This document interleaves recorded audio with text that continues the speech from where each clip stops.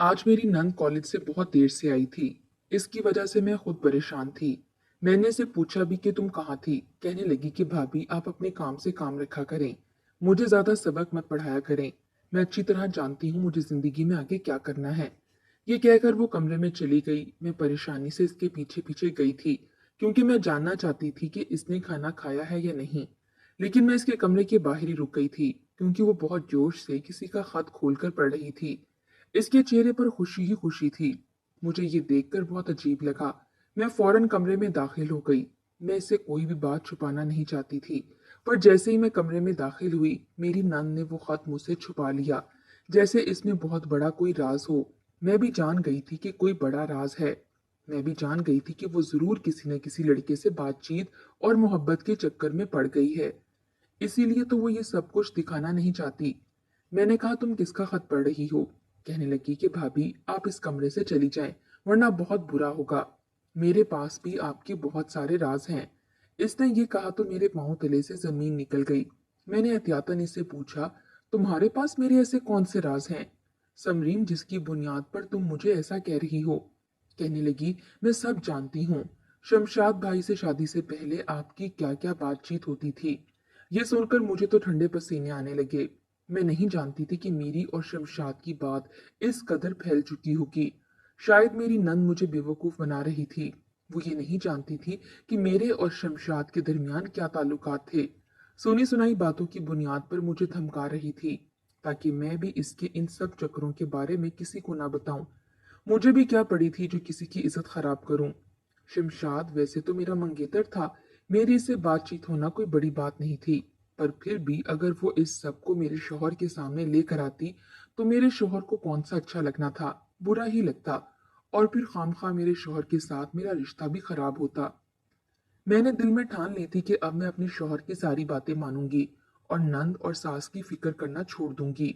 सो मैंने ऐसा ही किया। मेरी जिंदगी वैसे भी अच्छी और पुरसुकून गुजर रही थी। नंद के झंझट में पड़कर मुझे परेशान होने की क्या जरूरत थी। अगले कुछ दिन इसी तरह गुजर गए थे। मैंने अपनी नंद को और कोई बात नहीं बताई, ना ही इससे कुछ पूछा कि तुम कहाँ जाती हो, क्या करती हो, किससे बात करती हो। मेरी नंद भी अपने कामों में लगी रही थी। पर एक दिन मैं इसके कमरे में सफाई की खातिर गई, तो मैंने कुछ अजीबो गरीब चीजें देखी। मेरी नंद अब बहुत छोटे कपड़े पहनने लगी थी। पर मैं हैरान इस बात पर थी कि ये कपड़े तो वो घर में किसी के सामने नहीं पहनती थी। इसका मतलब तो यही था कि वो जरूर कोई ना कोई ऐसा काम करती थी जो कि हम सबसे छुप कर करती थी। क्या वो किसी को कॉल पर या फिर अपनी तस्वीरें बनाकर दिखाती थी, या फिर ऐसा क्या था। मैंने देखा इसकी अलमारी में ढेर सारे छोटे मोटे कपड़े थे, जो कि बहुत ही बेहुदा थे। ये देखकर मुझे बहुत बुरा लगा था। मैंने सोचा कि मैं अपनी नंद का पीछा करूंगी कि ये कहाँ जाती है और किसके साथ जाती है। तभी उस दिन मेरी नंद कॉलेज से घर आई तो इसने बहुत महंगा फोन अपने बैग में छुपा रखा था, जो कि मैंने इसके कमरे में झांक कर देख लिया था। मुझे बहुत अजीब लगा था कि इतना महंगा फोन, जिसकी कीमत 1.5 लाख रुपए है, वो आखिर इसे किसने दिया। मैंने इससे कुछ नहीं पूछा, खामोशी से अगले दिन का इंतजार करने लगी कि कल का दिन आएगा तो मैं भी अपनी नंद के साथ ही घर से निकलूंगी। अच्छी बात तो ये थी कि मेरी नंद का कॉलेज भी शाम में था। वो तकरीबन 12-1 बजे घर से निकलती, 7-8 बजे घर वापस आती थी। 12-1 बजे मेरे लिए भी घर से निकलना कोई बहुत बड़ी बात नहीं थी। अगले दिन जैसे ही मेरी नंद घर से बाहर जाने लगी, मैं भी सब्जी लेने के बहाने इसके पीछे हो ली। मगर अगली गली में ही जाकर मैंने देखा एक बड़ी शानदार गाड़ी खड़ी हुई थी। मेरी नंद इसमें बैठ गई, और ये जा वो जा, मैं तो इसे देख भी नहीं सकी। बस मैंने ये देखा था कि वो एक शानदार गाड़ी में बैठी थी, और ये गाड़ी किसी अमीर दादे की लग रही थी। वो लड़का जाहिर है किसी गरीब बाप की औलाद नहीं लगता था, जो इतनी बड़ी गाड़ी में मेरी नंद को घुमा रहा था। मैंने सोच लिया कि आज मेरी नंद घर आएगी तो मैं इससे ये बात जरूर करूंगी। शाम का इंतजार किया। जैसे ही शाम में वो घर आई तो मैं इस पर बरस पड़ी। मैंने कहा, आज तुमने जो कहना है कह दो, पर यह बात मैं बिल्कुल बर्दाश्त नहीं करूंगी। तुम्हें शर्म नहीं आती कि तुम इस तरह एक गैर लड़के के साथ गाड़ी में बैठकर चली गई। मेरी नंद ने मुझे फिर से वही बात की कि अगर आपने ऐसी बातें करनी है तो फिर मैं भी आपको और भाई को ऐसा लड़ाऊंगी कि आप सारी जिंदगी भूलोगी नहीं। मैं शमशाद भाई वाली बातें मिर्च मिसाले लगाकर अपने भाई को बता दूंगी, और फिर आपके साथ वो होगा जो आपने सोचा भी नहीं होगा। अपनी नंद की बातें सुनकर मुझे बहुत बुरा लगा। सोचा कि अब इसे इस तरीके से नहीं कहूंगी, वरना ये तो वाकई मेरे शौहर को मेरे साथ लड़वा देगी। शाम को जब मेरे शौहर घर आए तो मैंने इन्हें कहा, अब हमें आपकी बहन की शादी कर देनी चाहिए। इसकी पढ़ाई भी मुकम्मल होने को है। हम एक अच्छा रिश्ता देख लेते हैं। मेरे शौहर भी शायद अपनी बहन की हरकतों की वजह से परेशान थे। बोले कि हाँ, तुम सही कह रही हो। मैं भी अपनी बहन के लिए रिश्ता ढूंढ रहा हूँ, पर तुम्हारी भी अगर कोई नजर में हो तो मुझे लाजमी बताना। मैं इसकी शादी जल्द से जल्द करके इसे घर से रुखसत करूंगा। ऐसा ना हो कि ये हमारी इज्जत खाक में मिला दे। देखती नहीं तुम कैसे रात के 7-8 बजे घर आती है।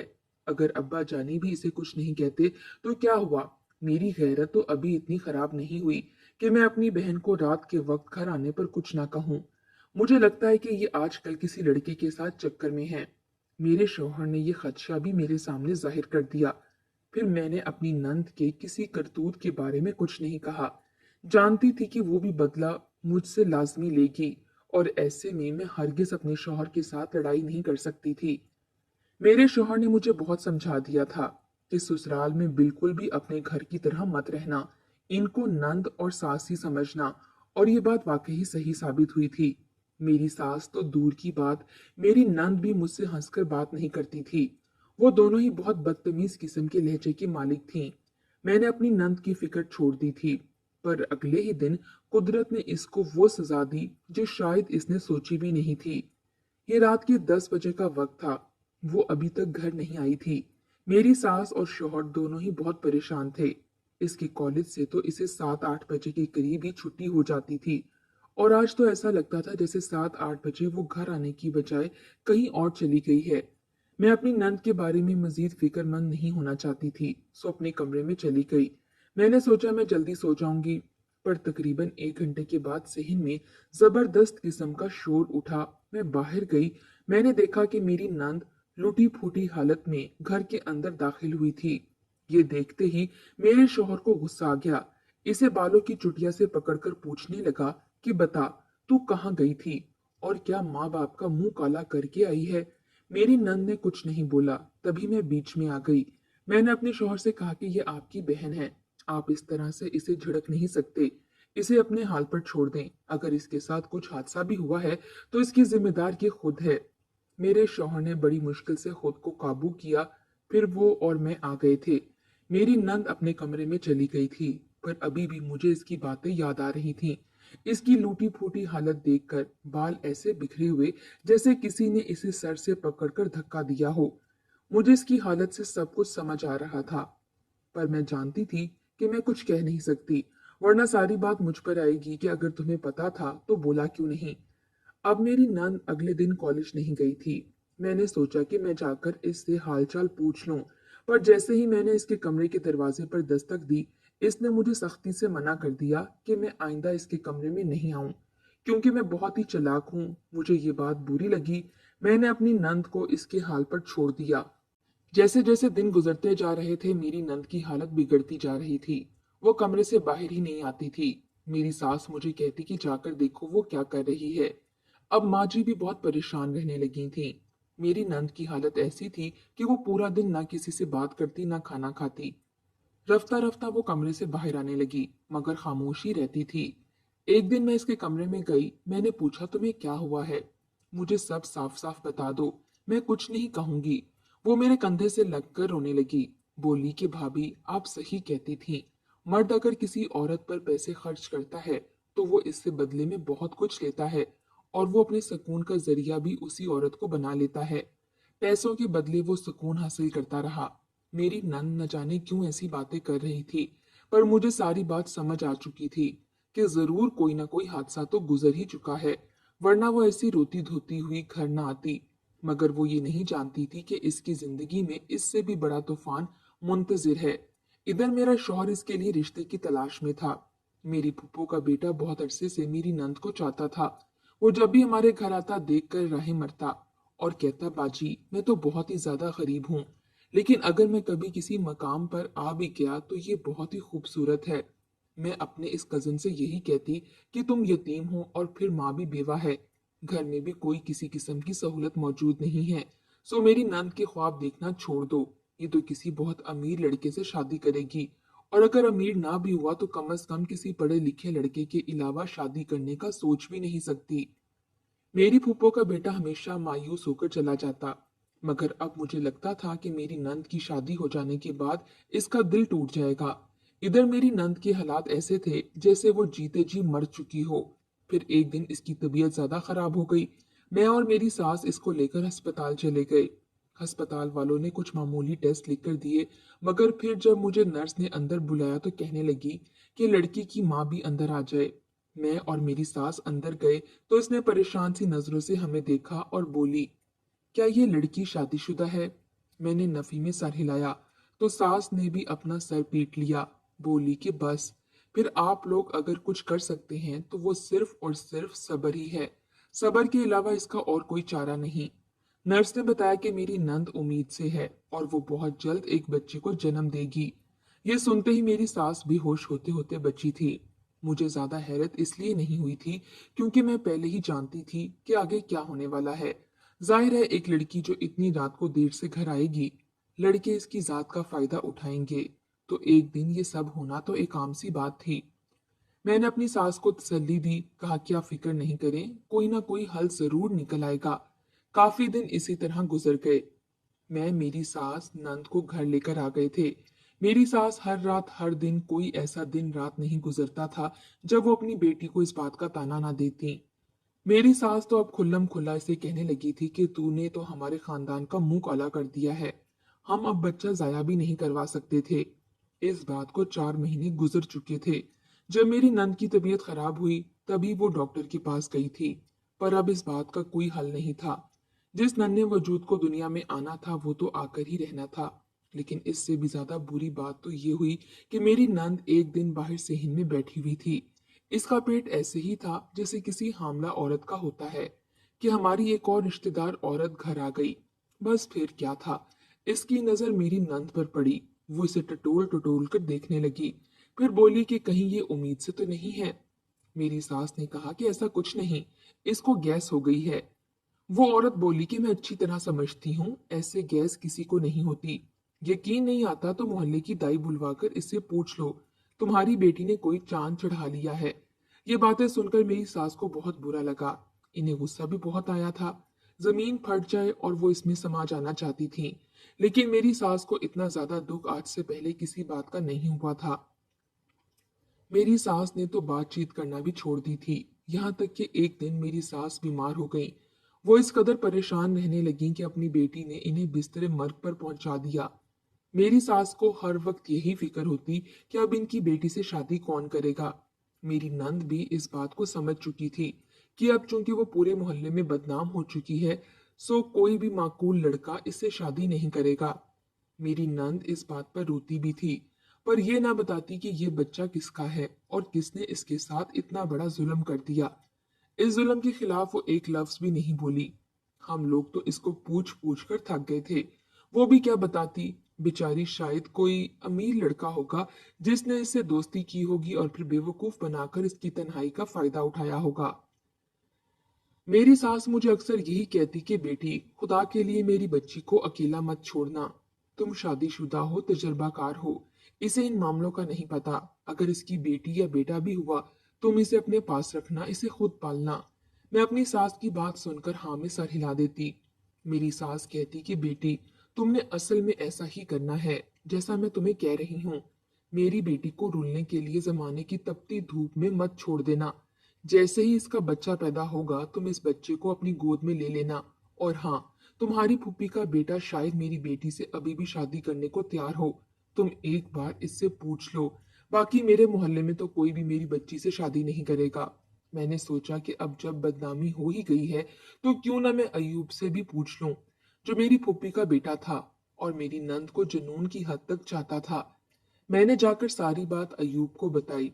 पहले तो वो मुकर गया, फिर कहने लगा कि मैंने जिंदगी में अगर किसी से मोहब्बत की है तो वो आपकी नंद है, और मेरी मोहब्बत सच्ची थी। यही मेरी मोहब्बत का इम्तिहान है, वरना ऐसी खूबसूरत लड़की से कौन मोहब्बत नहीं कर सकता। इस मुश्किल वक्त में मैं ही इसका साथ दूंगा। आप कहेंगी तो मैं इससे इस बच्चे की पैदाइश के बाद निकाह भी कर लूंगा। अगरचे मैंने आज तक किसी लड़की को छुआ तक नहीं है, पर फिर भी मैं अपनी मोहब्बत के वास्ते ऐसी लड़की को कबूल करने को तैयार हूँ, जो ना सिर्फ पहले एक लड़के से दोस्ती कर चुकी बल्कि इसका बच्चा भी पैदा करेगी। मैंने इसका शुक्रिया अदा किया और घर आ गई। मैंने सास को ये बात बताई, पर वो ये बात सुनने से पहले ही बहुत ज्यादा तबीयत की खराबी के आलम में थी। लगता था जैसे जिंदगी मौत की कश्मकश में हो। मरने से पहले उन्होंने एक बात कही, जो मेरे जहन में चिपक कर रह गई। बोली कि बेटी, तुम अपनी नंद के बेटे को अपने पास रख लेना, और यकीन जानो ये तुम्हें करोड़पति बना देगा। और भी कुछ ही अरसे में ये कहकर मेरी सास की जान निकल गई।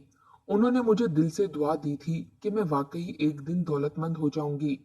मैंने अपनी सास की हर बात पर अमल किया था। जब वो जिंदा थी इनकी खिदमत की, जब वो फौत हुई तो मैंने इनकी की हुई वसीयत पर अमल करने के लिए अपनी नंद को बिल्कुल भी तकलीफ नहीं दी। इसे कहा कि अयूब तुमसे शादी भी कर लेगा और ये बच्चा तुम मेरे हवाले कर देना। मेरी नंद इस बात पर मान गई थी, क्योंकि अब इस बच्चे को जाया करना मुश्किल था। सो 9 महीने के बाद मेरी नंद ने एक खूबसूरत बच्चे को जन्म दिया था। वो बच्चा वाकई में बहुत प्यारा था।